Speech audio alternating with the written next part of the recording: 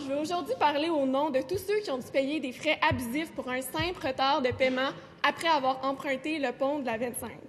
Le 29 mars dernier, j'ai interpellé en cette Chambre le ministre des Transports sur cette erreur libérale. Entre-temps, il y a encore eu une hausse des frais de recouvrement qui se chiffre depuis juin à 38,11 $. C'est maintenant une pénalité de plus de 500 % sur le prix du péage.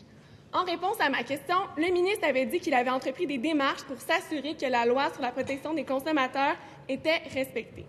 Le ministre était même allé plus loin en affirmant que si ce n'était pas le cas, les ententes seraient resserrées pour mieux s'y conformer. 6 mois plus tard, le ministre des Transports n'a toujours pas annoncé les résultats de ces démarches.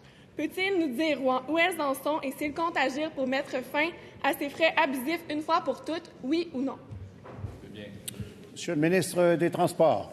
Donc, nous avons fait un suivi auprès de l'organisme qui, sur la perception des droits et des frais administratifs ainsi que des pénalités, ont mis plus de temps à faire en sorte que l'entreprise nous démontre qu'ils ont communiqué avec les citoyens. Et dans de nombreux cas, Monsieur le Président, je dois relever ici que de nombreuses communications ont été faites auprès des gens. En général, plus des postages, des répétitions. Donc, ils ont eu beaucoup de documentation et la plupart des gens ont eu l'occasion de payer sans la pénalité.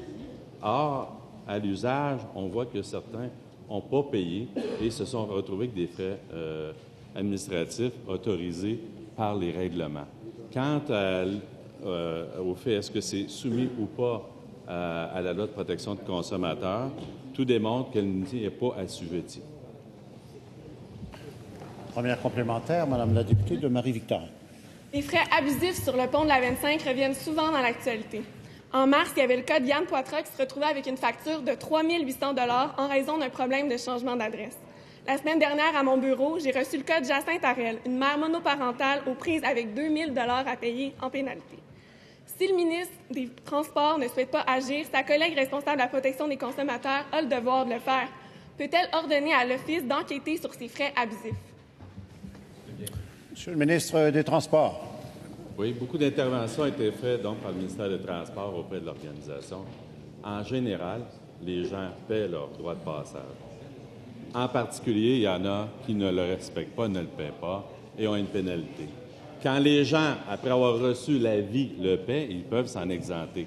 Et quand les gens ne font pas suivi ces changements d'adresse, voilà ce que ça donne. Donc, il peut arriver qu'il y ait des gens qui se retrouvent dans des cas plus difficiles du fait qu'ils n'ont pas communiqué leur changement d'adresse. On se trouve vraiment dans les exceptions, M. le Président.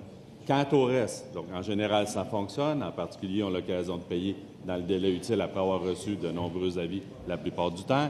Et quand, malheureusement, ça arrive, il faut les traiter à la pièce. Deuxième complémentaire, Madame la députée de Marie-Victorin. Monsieur le Président, c'est le contrat du gouvernement libéral, c'est à lui de le faire respecter et de faire respecter la loi sur la protection des consommateurs. Vous savez, l'entreprise Concession A25 fait des millions de dollars de profits sur le dos des utilisateurs du pont de la 25, un cadeau du PPP signé par le gouvernement libéral. Si la ministre tient vraiment à faire respecter la loi, elle doit demander à l'Office d'enquêter. Je répète, des millions de dollars sont présentement subtilisés aux consommateurs. De combien de millions faits sur leur dos la ministre a-t-elle besoin pour décider à agir? Monsieur le ministre des Transports. Peut-être rectifier certains éléments. Les gens qui passent sur le pont de la 25 paient les droits en général. C'est ce qui est convenu. Ça fonctionne très bien. Parfois, les équipements, la mise à jour, la carte de crédit qui n'est pas suffisamment remplie lorsqu'il passe avec le transpondeur, etc. Certaines problématiques ont pu être rencontrées. En général, les gens paient et ça fonctionne. En particulier, il y en a qui décident de ne pas payer ou ont des problèmes de financement. Puis, exceptionnellement, quelques-uns, on peut avoir des problématiques dans lesquelles l'entreprise a pu répondre. Mais nécessairement, à la fin, les gens doivent respecter, comme tout le monde, les droits payables lorsqu'on utilise le transport. Terminant.